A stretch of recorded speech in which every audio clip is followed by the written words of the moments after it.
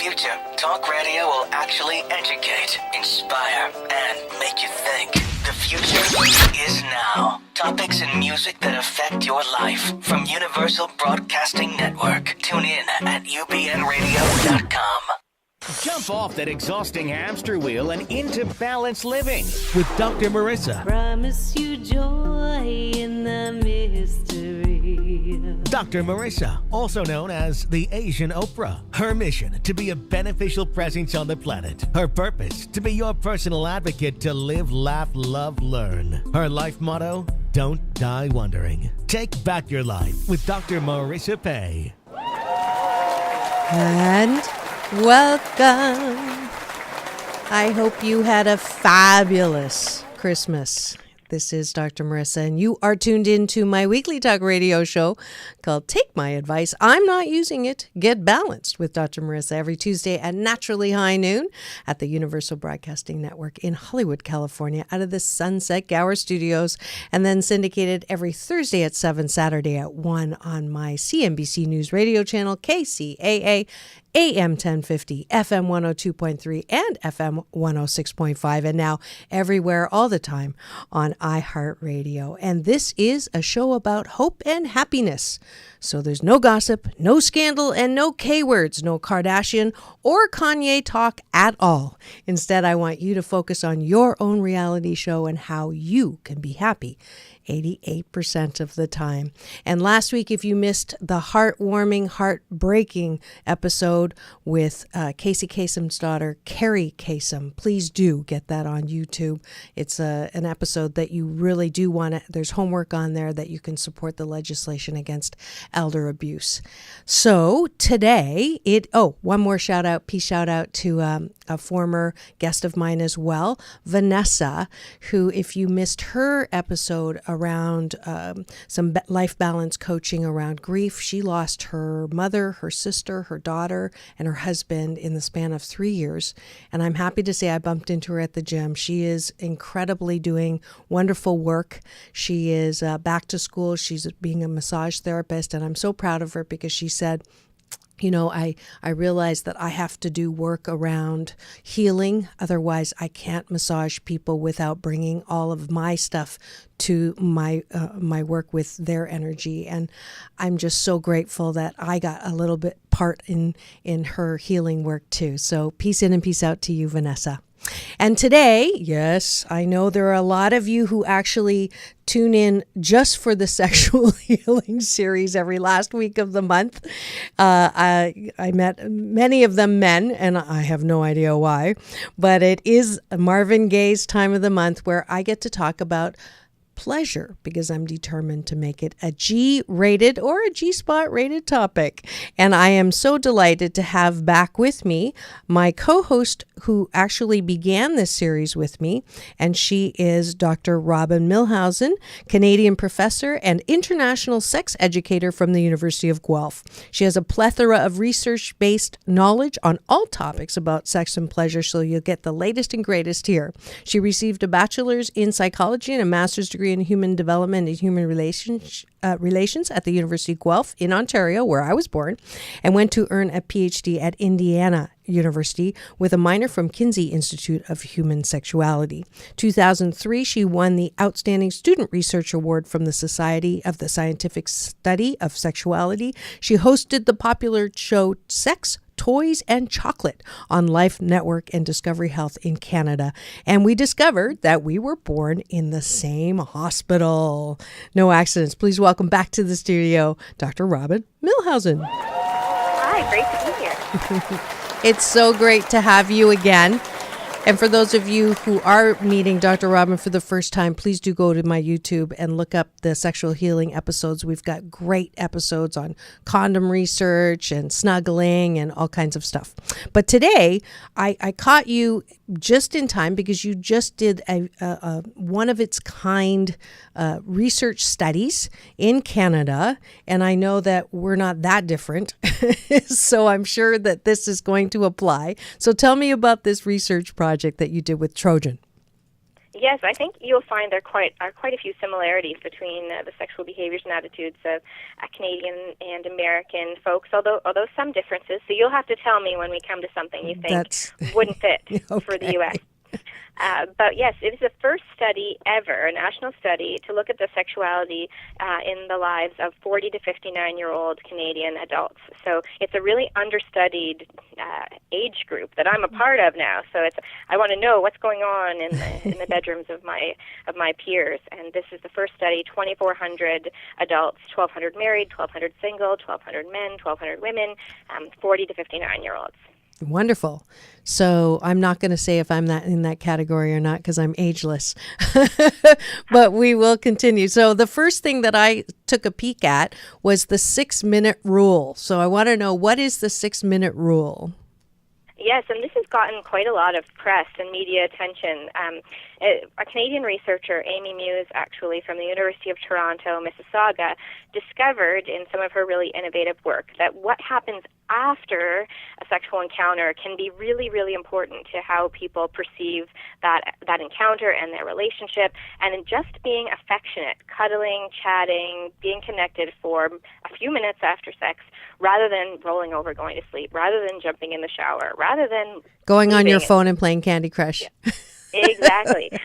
This has been one of the biggest predictors of sexual and relationship satisfaction. And in our study, we found that especially among women, you were way more likely to rate that last sexual encounter as very pleasurable if you engaged in at least 6 to 10 minutes of post-sex affectionate behavior, compared to if you engaged in 0 to 5 minutes. Yep. So this has been really exciting for us because this is a small thing that any person in a couple can work on implementing in their relationship. It doesn't cost any money. It doesn't take a lot of time. People are always looking for, what's this one thing I can do that will enhance intimacy?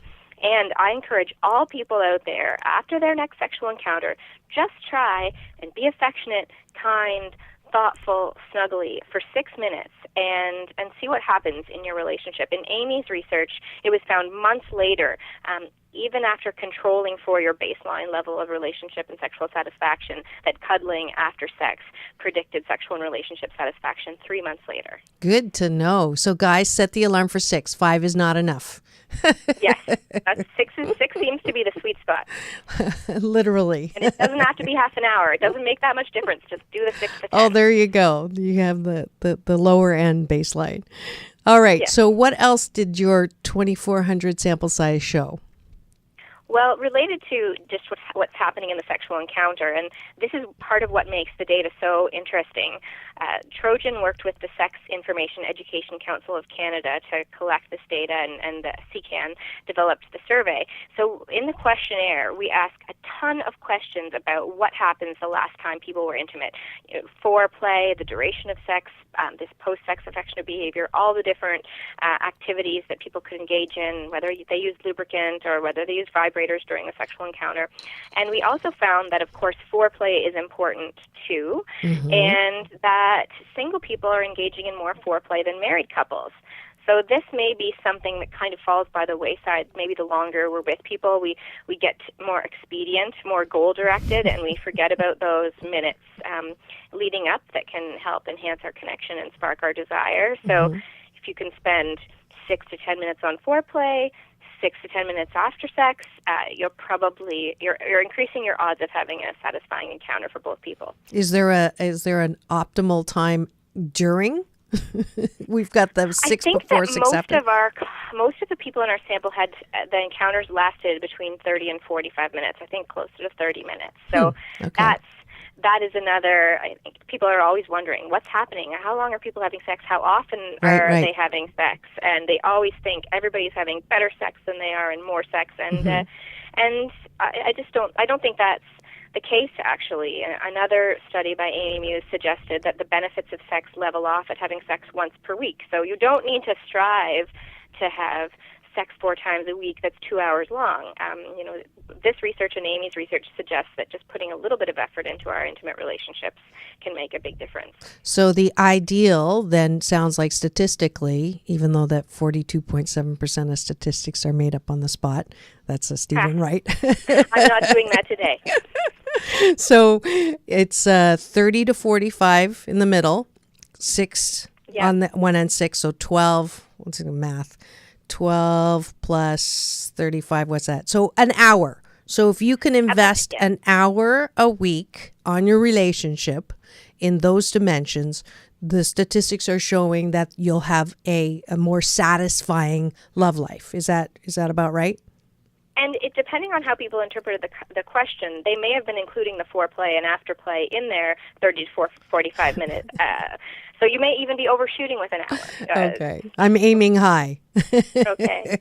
Yes. But I think one of the things we found, which was really exciting, was that most of the midlife Canadians were largely satisfied in their relationships and largely sexually active, and satisfied in their emotionally satisfied as well as sexually satisfied. So this research was exciting to suggest that pleasure does not decrease with age, at least on average in a large Canadian national sample. And that's very good news. And if you've just tuned in and wondering if I'm talking about sex again, yes, I am. It is the last week of the month, and you are tuned in to take my advice. I'm not using it. Get Balance with Dr. Marissa, Sexual Healing with Dr. Marissa, the new Asian Dr. Ruth. And my guest today is Dr. Robin Milhausen, calling me from Canada, where she's taken a little time away from her family to enlighten us with some statistics about midlife Canadians. And so far, I've heard everything that probably applies to midlife Americans as well. And I have to say, I'm glad that we're talking about this, because I do believe with all of the increases in divorce, with all of the increases in, different kinds of families or different, second marriages, third marriages, or dating again after, how many years of marriage, this is a needed sample, because the perception is, one, as you mentioned, that the desire sort of decreases with time and age. So that doesn't seem to be true in your study. And as well, sexual satisfaction is even higher, I think I read in that report now, reported by some, than even before. Yes, yeah, exactly. And over 2/3 of the sample who were sexually active stated that they were very happy or happy with their sexual lives. So that's a big chunk. And related to that, I think, and related to your recent comment about divorce and remarriage, I think a lot of times people look and think the grass is greener. They think, oh, life was more exciting when I was a young single person, or look at my friends who are dating and all the action and excitement they're having. But actually we found that married and cohabiting participants reported having sex more often than single people, and that married men reported more pleasure during their last sexual encounter than single men did. Interesting. There wasn't a difference in terms of pleasure reported between married and single women, but the married men were reported more pleasurable sex than the single men. That's a very interesting and marked finding right there. What other surprises came to you when you were doing it? Yes, well, in part, Not doing the it, study but doing was funded by Trojan, which is a leading manufacturer of awesome condoms. And so one of the areas that we were interested in, but also Trojan was the sexual risk-taking behaviors of this group, because, again, also related to your comment about re-entering the dating market, divorce. Many people may not, in this age group, may not have negotiated condom use for 20 years. Mm-hmm. So we wondered what would be the STI concern or risk among this population. And we were disappointed and a little concerned to see that this group, 40 to 59-year-olds, were largely not very concerned or not at all concerned about contracting an STI. And of those who were sexually active, over half of men and 1/3 of women reported having 2 or more partners in the past 12 months. So they're sexually active, and 2/3 of the single men and 3/4 of the single women did not use a condom at last intercourse. So these are concerning findings, but also then direct us as sex educators in Canada to making sure we have information for 40 to 59-year-olds about buying condoms, increasing their comfort purchasing condoms, how to use condoms, how to negotiate condom use.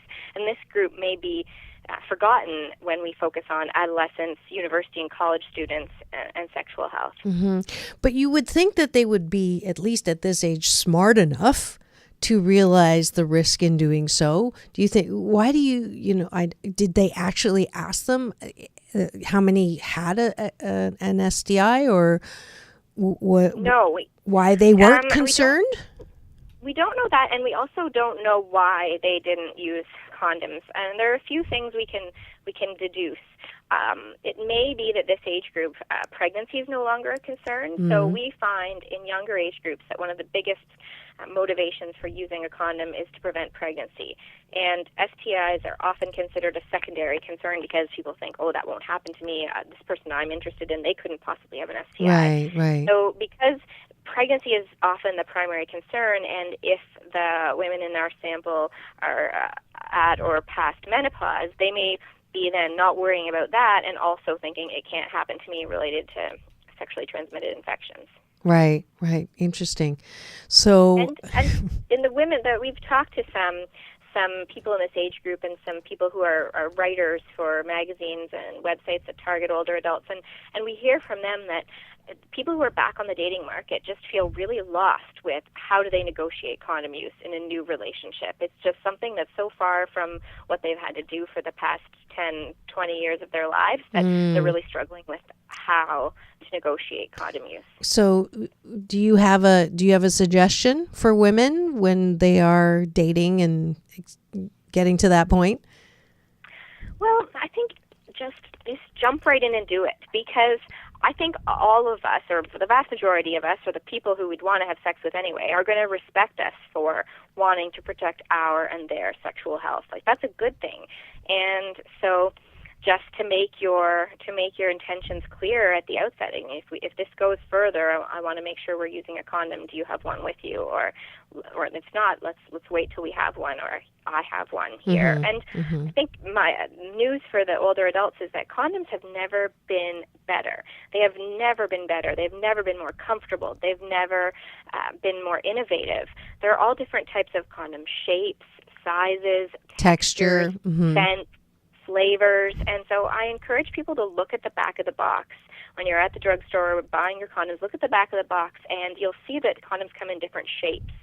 And that shape can really impact the pleasure that's experienced. Some that have a wider body and end up having less friction during a sexual encounter, which can reduce pain and discomfort and also reduce breakage. So looking for one that has a little more shape or a little more width in the body of the condom, that can lead to a more pleasurable experience. And that is very different than when I was in high school. Yeah. There was just small, medium, and large, I think, at that point. Yes. Exactly. And I think another really important bit of research that we found in large Canadian studies and U.S. studies is that when you ask a large group of people to report on their last sexual encounter, and you ask them, did you use a condom, did you not, and you ask them how pleasurable was the sexual encounter and ask them to rate it, in most cases you actually don't see a pleasure difference when you're asking people generally how pleasurable was your last encounter, and you separate it by condom use and non-use. Condom-protected sex is not rated as less pleasurable. And a colleague of mine, Rick Crosby's, coined the phrase, better sex with latex. I was just going to bring that up. When you know you're protected, you feel like more secure, and it allows and you free. to relax more and be less inhibited and enjoy sex more. Yeah, I do remember that. And both Amy and Rick have been on our show before when we co-hosted early, 3-4 years ago? Oh, yes. Yeah. So again, go to YouTube and find those, because they're very, what I love about this is it's not conjecture. It's not qualitative data. This is really scientific research around sex and pleasure and latex and all the things that can make pleasure in the bedroom and out of the bedroom more palpable. Let's just put it that way, or more orgasmic, because more achievable. Yes, and it's a good thing. And I do this show for those of you who are wondering why the heck a show about hope and happiness has such a slant on pleasure, because I do believe that we have. I don't know if it's religion or just, the reticence to talk about this. We don't talk about it in schools and in the homes, and there's just no safe place to talk about it, that kids learn from places we don't want them to learn from, like their peers who don't know anything anyways, as well as from porn or places where there is a slant. And so I did want to bring this whole topic out into the open so we're comfortable talking about something that is a friendly universe given a beautiful part of life, whether you're single or not. Yeah, married or not. Yeah. Yeah. So the other thing that you mentioned, oh, yes, let's talk about toys. So sex toys, you mentioned vibrator and lubricant as one of the helpers. What can you tell me about sex toys? Sure. Well, I can segue by talking a little bit about what we learned from this study, the national study of Canadians, that 40% of women reported using a vibrator the last time they masturbated. So vibrator use is very common, I'm going to say, even among 40 to 59-year-olds, which I think there are a lot of stereotypes about what midlife adults might be doing, and they might think they're not masturbating, they're not using sex toys, but actually the statistics on our Canadian sample don't bear that out. Lubricant use is increasing with age, which is not surprising, as many people may be using lubricant to increase pleasure and decrease sexual pain. But lubricant use is really increasing among younger age groups too, as a way to enhance pleasure. So I consider lubricant to be an extension of toys in that it's something you can purchase for $10. It comes in a variety of flavors and textures, and I think it's a beginner way to enhance your sexual experience, and it's good for all ages. So lubricant use is one way to enhance your pleasure. Great. And let me insert something here, pun intended, sorry. Two things. One, I just met a new friend, and she's an OBGYN, a doctor, and she said that it is really, really important in this age category that you're talking about to not even if you don't have a partner, it is vitally important for your health to continue the stimulation for orgasms. To have orgasms are not just, in the realm of relationships, that it is in the realm of life, and it does impact your mood, it does impact your emotional life, it does impact your psychological ability, your immunity system, all of those things. So it is important. It's not just about sex or pleasure, it's about, good health. So that was the first thing I wanted to say. And the second thing, I don't know if you agree with that, but the second thing was, I've totally forgot. So you take it away. I'll think of it again. That insertion was short. Sorry. No, I absolutely agree that your sexuality is a component of your life and your health and well-being. It's a component for all of us, and the amount of space it takes up in our lives, or the degree to which we feel like it's an important part of our lives, does vary. But your sexual health is a dimension of your health and wellness, and if you have an active and happy sexual life, even if it's just on your own, you are more likely to have good health and positive well-being in other aspects of your life and relationships. So it's a muscle, all of it. You want to keep it working, like any other part of your body. Yes, exactly. And there's actually a downside if you don't keep it working. So here's the Dr. Marissa challenge to all of my listeners for the next. It takes 21 days to create a good habit. So even if you are alone or if you're not alone, let's see, would every day be too much to try? That might be. It's too much? That might Okay. be too much. Okay. We want to make it an attainable goal. Okay. So we could say twice a week. Twice a week. Okay. So see what happens if after a month, if you haven't been pleasuring yourself, or you haven't been having pleasure with your partner or someone, then let's just try that twice a week for a month and see what happens. I mean, nobody has to know. You don't have to put it on Facebook or anything, but just as I'm going to take the challenge, because I know I did actually put that challenge out for one of my callers, and she did get back to me and say it made a tremendous difference. So I am going to take this advice that I'm giving too. And women are less likely to take this advice than are men, sadly. And we found in our study that women were much less likely to report masturbating or self-pleasuring than were men in this age group. And I think, and people have asked me, like, why do I think that is? And why are women engaging in this self-pleasure less often than their male counterparts? And I think the bottom line is that self-pleasure is a very hedonistic activity. It's all about pleasure, and it's only for you. And I think about the 40 to 59-year-old women I know. They have busy careers. They're caring for aging parents. They may have young kids at home. The last thing on their list is self-care of any kind, whether it's having a bubble bath, going to the gym, doing yoga, and self-pleasuring. These are all things that go to the bottom of their list of things to do. And so women generally need to be better at taking care and enhancing their pleasure in lots of domains of life, and this is just another domain where we tend to put ourselves last. That's a great point. So literally take self-care. And then the other thing I do remember now, so the condom use in this age group, the mid-age group, so I found out that without condom use, even I thought I was protecting myself by asking potential partners, when was the last time you got tested? Are you clean? That's sort of that question, that overarching question, and found out that you can have a clean test and still be carrying HPV. And the symptoms don't show up in men. They show up in women, but they don't show up in men, which is one of the reasons why they're inoculating younger teens now so that we can wipe that out. But in the meantime, if you're in that category, it's really smart to use condoms, even if you think the tests are clean, because it is one of those that literally falls through the cracks.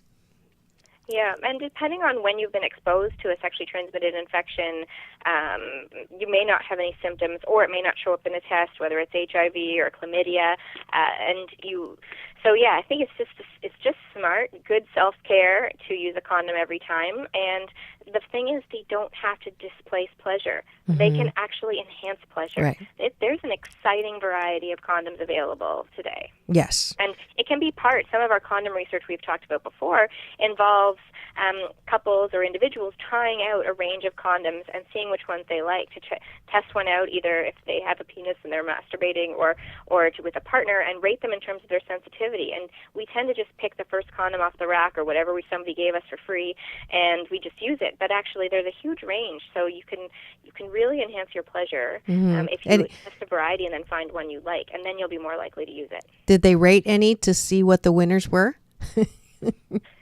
No, we didn't. But I think the thing is, the one that is the winner is the one that you like the best. That's it's very good individual. Point. Good but point. I do think one that is wider along the side is an excellent type in terms of shape. And I think it's in the U.S. I think it's called the Trojan Ecstasy, and in Canada that's the Trojan Naked Sensations.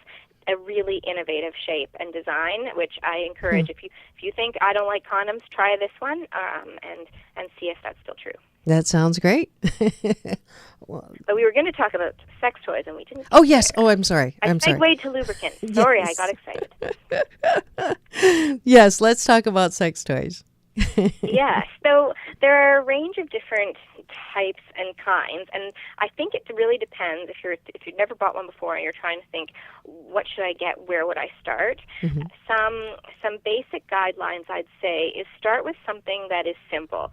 I find often the toys that are really complicated, a lot of bells and whistles that have a lot of different functions, and this part juts out here and this part juts out there. You never know how it's going to impact your own body, and your body may be different in terms of its dimensions than another person's body. So getting something that is very simple, that is often egg-shaped, or they call them bullet vibrators, it's sort of bullet tubule shaped. Those tend to be really good introductory sex toys because they can be really flexibly used. They're meant to be used externally, but they can be used internally if you put them in a condom potentially, but largely for external use. But you can use it on a partner regardless of what genitals they have. It can be really fun for massage. You can use it on the neck. You can explore the body with this small, subtle vibrator that isn't too intimidating, and it's a good kind of gateway to testing out whether you enjoy vibratory sensations and where you like the vibratory sensations. I think the other benefit of those is that you can usually get them for less than $20. So if you're just going to start out with sex toys, you can spend $100, $200, $300, but it's probably better to start with something that is more cost effective and then expand once you've decided what you like. Great. That's Sex Toy 101. Dr. Robin Milhausen. And it's a perfect time to take a little break for those of you who are turning a little bit red. We are talking about sex toys on Sexual Healing with Dr. Marissa on Take My Advice. I'm Not Using It, Get Balanced with Dr. Marissa. And we're going to take a break to thank the sponsor of today's show. And we'll be back in 2 and 2. Peace in and peace out. No way! I'm so cool. I'm so hot. I'm so hungry. I'm so full. Did that complaining sound familiar to you? Hi, I'm Dr. Marissa, your cheerleader for hope and happiness 88% of the time. And they also call me the Asian Oprah. Well, I have a perfect app for you if you want to lose negative weight and stop complaining. Yes, the 21-day Fast from Complaining with Dr. Marissa app is now available.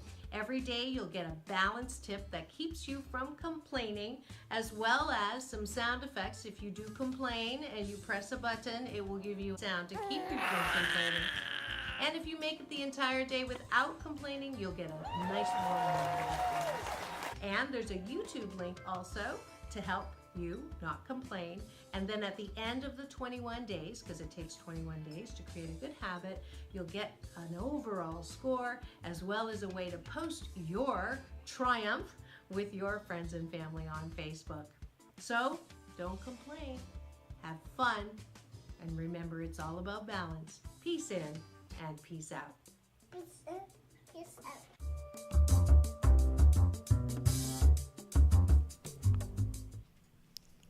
And we Don't let are the food you eat back. haunt you at night. You are tuned into my weekly talk radio show out of the Sunset Gower Studio, Universal Broadcasting Network, and then every Thursday and Saturday on my syndicated CNBC News Radio channel, KCAA AM 1050, FM 102.3, FM 106.5, and all everywhere on iHeartRadio now. And I wanted to say a quick happy holidays to all of my family at both KCAA and at UBN. Thanks to my sound engineer, Jarvis Essex. And then today filling in for Jarvis on vacation is Kurt Carlson. Yes. I was going to say Carson, but Carlson, and the station owner, Tony Sweet, and then Fred and Mark over at KCAA. Happy holidays, happy new year, and may 2017 be the best ever for everyone. And you are listening to Sexual Healing with Dr. Marissa today, and we have Dr. Robin Milhausen on the line, calling in from Canada, and she is taking some time from her family to talk about sexual healing in terms of a study that was done not too long ago, sponsored by Trojan for midlife Canadians that is applying to midlife Americans. And we're talking about sex toys right now. And Robin just gave a great introductory on what you should look for. And one of the things that came up is that I thought was absolutely astonishing was, where do you buy sex toys in Canada? Yes, and I'm excited to say that in Canada we can purchase sex toys at our grocery stores, our local drugstores. You can be getting your milk and your eggs and stop by the healthcare aisle and pick up a vibrator. We don't have that in America yet. We are definitely behind the times when it comes to that. So, so something for us to work on for sure. Any other advice or anything that came up on the study about sex toys? No, we did find that people were using sex toys, and that sex toys contribute to a positive part of people's life. But we were asking a lot of questions about a lot of different aspects of their sexual lives, so it wasn't largely focused on sex toys and lubricants. So we don't know what kind of sex toys the participants were using. But we do know that they were using them, and that lubricant became more common as people aged. Sounds great. What other interesting findings came out of that study? Well, desire came out as the most common sexual problem among midlife women, and we found that about 40% of women reported the sexual desire being lower than they would have liked, which is very common it's consistent with sexual problems research out of the United Kingdom and also out of the U.S. So that 40% reporting rate seems to be across age groups and continents related to women's sexuality.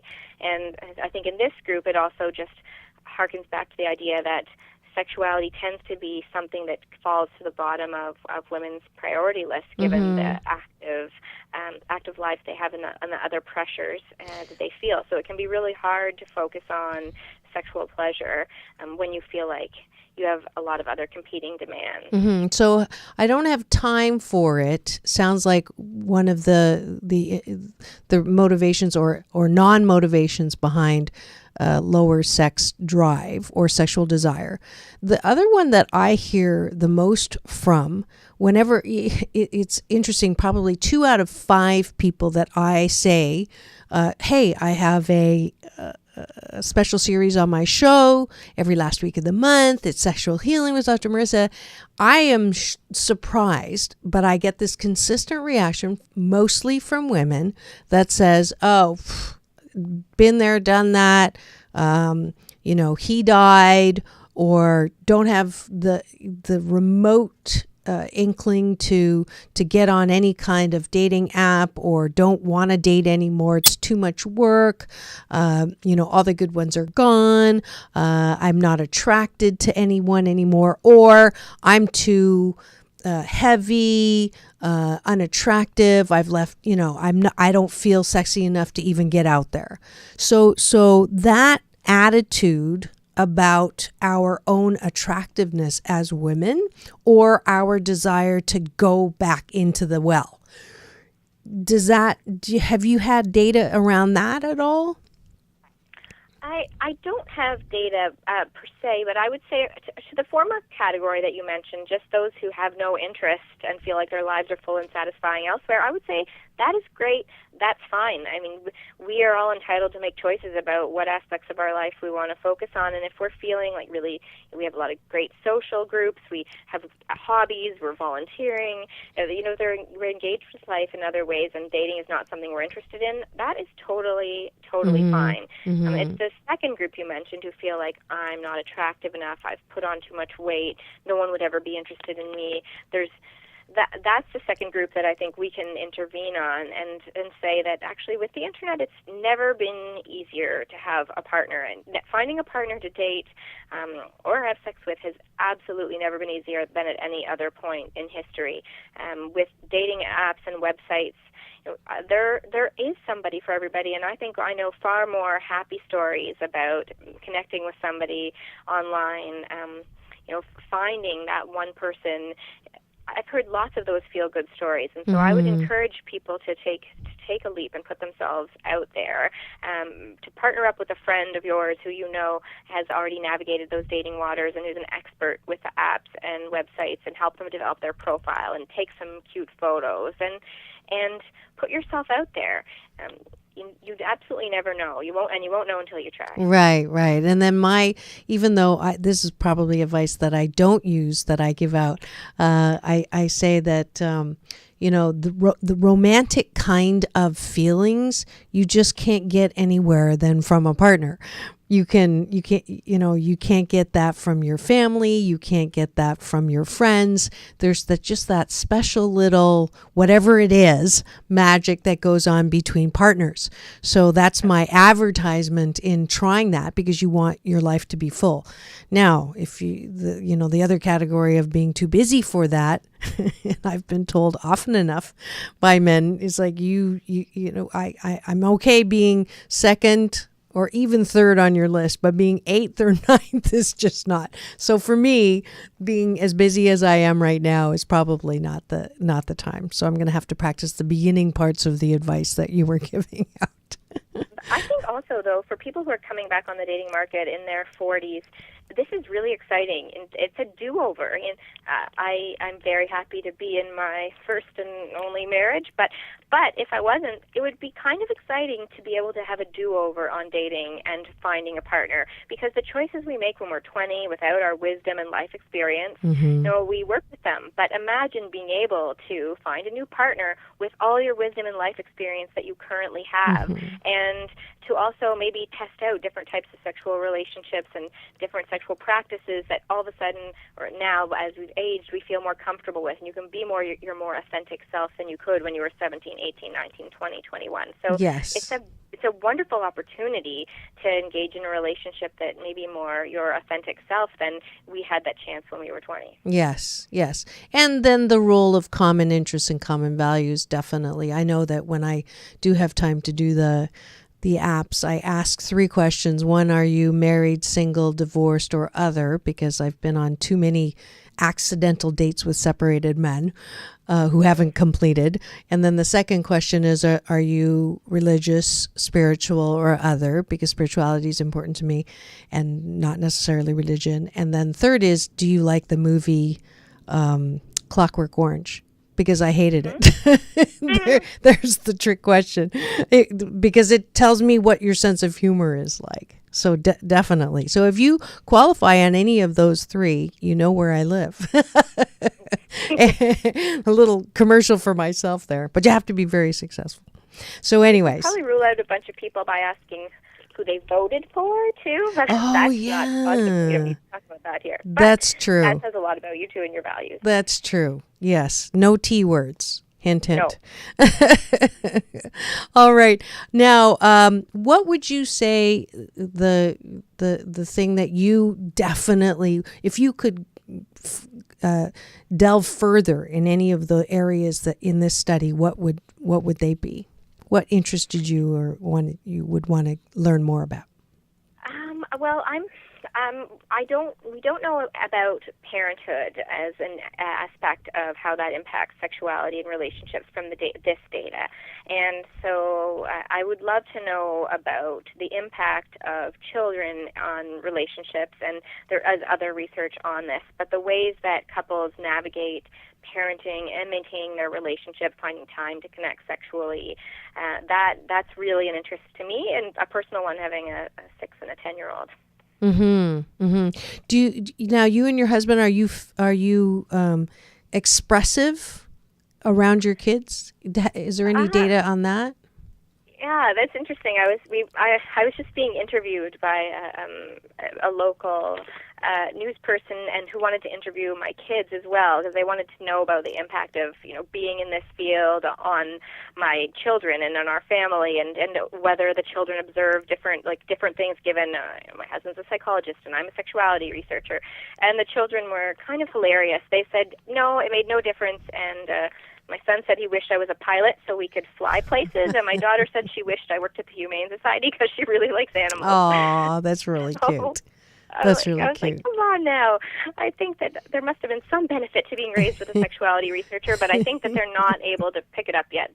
When they're 16, they're going to appreciate it. Have you had the birds and the bees talk with them already? Well, I think it's not one talk. It's answering questions as they come up, and at an age-appropriate way. So certainly we probably talk about sexuality more in our household, because I'm always going off to do something, and cases of condoms arrive at our house, and so my 6-year-old knows that condoms are used to prevent having a baby if you don't want to have a baby, and maybe other 6-year-olds don't know about condoms. Is there an ideal age to have those kinds to begin the process of talking? I think, again, it should be as they ask. They ask, responding with as little embarrassment as possible and with just concrete facts. And if there are things you're not comfortable with, buy a book, buy a couple books, and keep them on your bookshelf in the living room so that your kids know they can grab them and pull them down anytime, even when you're making dinner in the kitchen or you're at the grocery store or whatever. They can pull down those books. They and their friends will find them. If there's a sexuality book in your house, your kids will find it. So you may as well pick those wisely. Yeah. Any recommendations? Let's see. Yes, can I possibly send them to you, and you can post them? Yes, absolutely. Yeah, I do have some, but I don't want to miss any, so I'll send you them. No problem, and I'll post those on social media. So I did notice that you also had questions about oral sex on the study. Yes. Let me see. I'm digging through our data. We did ask what percentage of people were engaging in oral sex and how pleasurable that was. One finding that we found related to oral sex, we collected similar data with university students, and we found that university women were giving more oral sex than they were receiving, and we actually published an article about this and this inequity. Why are university women giving more oral sex than we're getting? And we actually didn't find a gender difference in this older sample. 47% of this age group reported having oral sex or engaging in oral sex in their most recent sexual encounter. So that is great that it's a more even playing field related to experiencing oral sex among the 40 to 59-year-olds. Great. Of course, my mind goes to now, why would that be in college where there is a difference? Was there any speculation in that? Well, I think it could be, it would also be probably the same in high school and adolescence. Giving oral sex to a woman in the female genitalia, that's seen as more taboo than the male genitalia, something about it being internal versus external. And also, I think, sadly, women being the givers of pleasure, maybe thinking that giving pleasure is their responsibility, that sexual double standard, may be playing into that. Yeah. Is that getting better? Hopefully we grow out of it. Yeah. Yeah, we do see, at least in this age group, then in the 40 to 59-year-olds, we didn't see that double standard related to oral sex. So that suggests something good. All right. So last big question. What advice would you give, based on your research, for people who want 2017 to give them the most pleasure in and out of the bedroom? Great question. And it's probably advice your listeners have heard before, but that is talk. Communication is, in our data and basically every study ever conducted, communication is strongly associated with sexual satisfaction. And those who were very sexually satisfied were also the most likely to report frequently communicating with their partners about their sexual likes and dislikes. And this is true for both men and women. So I still think North Americans today, there's a good chance you haven't communicated to your partner about what you like and don't like. And if you just expect it then to happen accidentally, or you're going to fall into it backwards, the thing you really like, it probably won't happen. So it comes down to thinking about what you really hope and want in your relationship, and then sharing those hopes and aspirations with your partner and finding some way to bring some of them to life. I mean, maybe you have 10 things you want to do and your partner's only interested in 3 of them, but if you don't have that conversation, the chances that they're going to happen, they're greatly minimized. Right. And before, during, after, any timing on communication? All of the above? Often sex therapists suggest talking in a non-sexual environment, that during the middle of a heated encounter may not be the time to bring up some big thing you want to do or some issue you're having sexually. So a time when you're both relaxed and happy, and you can ask your partner, is this a good time to talk about this? And you can say, hey, I was listening to this radio show, and the researchers suggested that most people aren't talking to their partners about sex. Well, I don't know, have we talked about it? Like, what would make you happy in 2017 related to our sex life? And that is a fascinating question that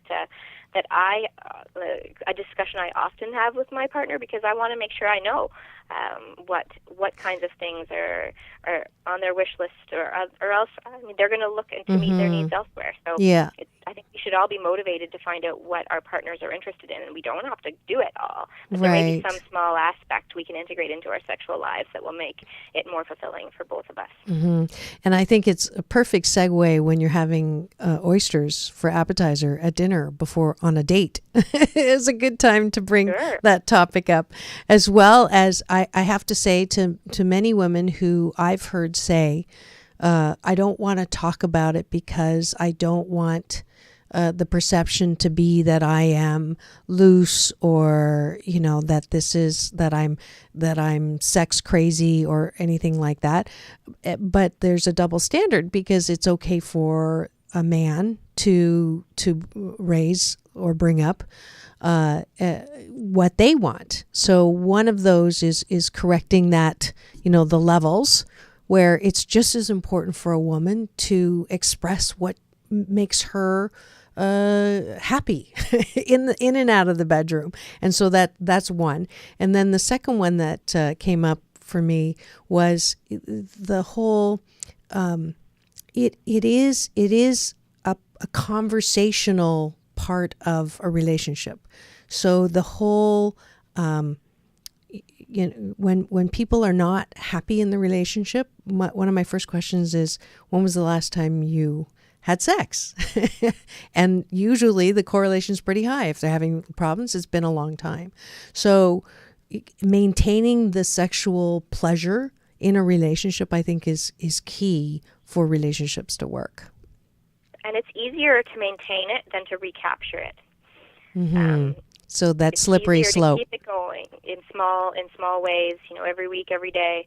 It's easier to keep that going than it is to have it be a lull that lasts for months or years, and then you're trying to reintegrate. Right. And then the talking as well. I've heard the BS, the belief system that says if you talk about it, you take the magic out of it and it's not romantic anymore. But I think that definitely is BS, because if you don't talk about it, as you were saying, then nobody knows what makes what makes you happy. Yes? Exactly. Yeah. Yep. Wonderful. Well, our time is up, and as usual, it goes very, very quickly with you. It's not wham bam, thank you, ma'am, but it is definitely quick. But thank you so much again for reconnecting with me and giving me a lot more to research, to validate, and to explore on Take My Advice, I'm Not Using It. Thank you, Dr. Robin Milhausen, for joining us from Canada. Thank you so much. Happy New Year to you and your family.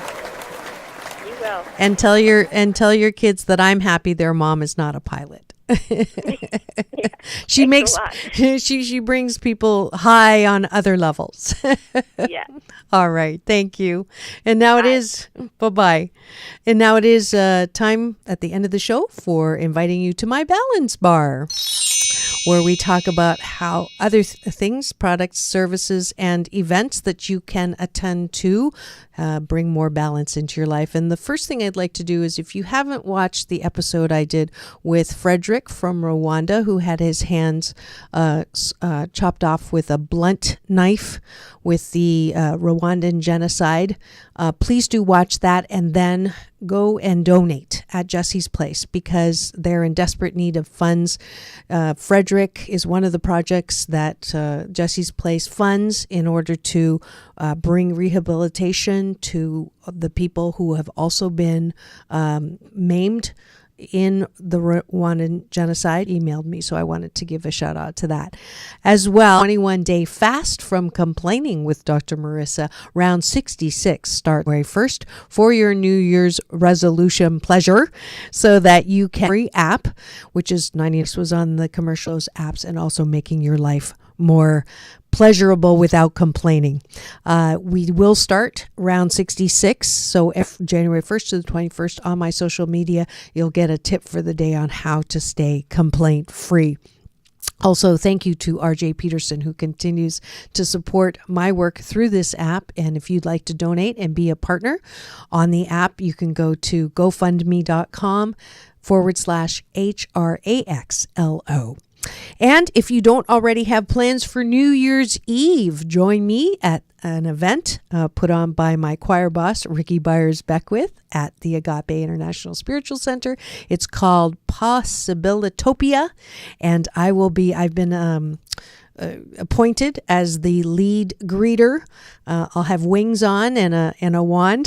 So come to Culver City if you are in the area for New Year's Eve, and join me in celebrating and bringing in 2017. Finally, next week, we are truly excited and blessed to have just a beautiful woman inside and out that I got to meet at a fundraiser, actually, for Ricky. And her name is Lila Ali. And if you recognize her last name, yes, she is the daughter of the great Muhammad Ali.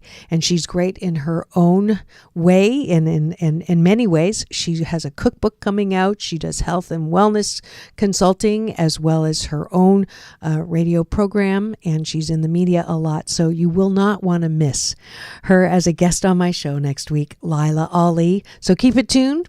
to take my advice. I'm not using it. Get balanced with Dr. Marissa Pay. That's P for positive EI. And remember, it's all about balance. Peace in and peace out.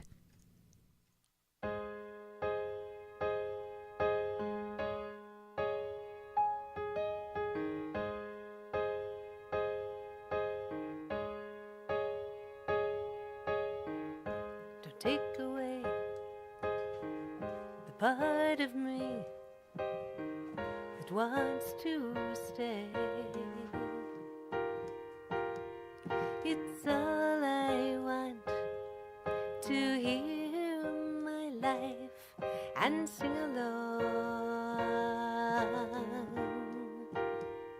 For without it, there's no laughter, no tears, lonely days after, no memories for the way things used to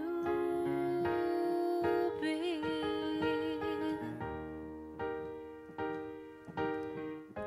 Many a friend has stopped along the way.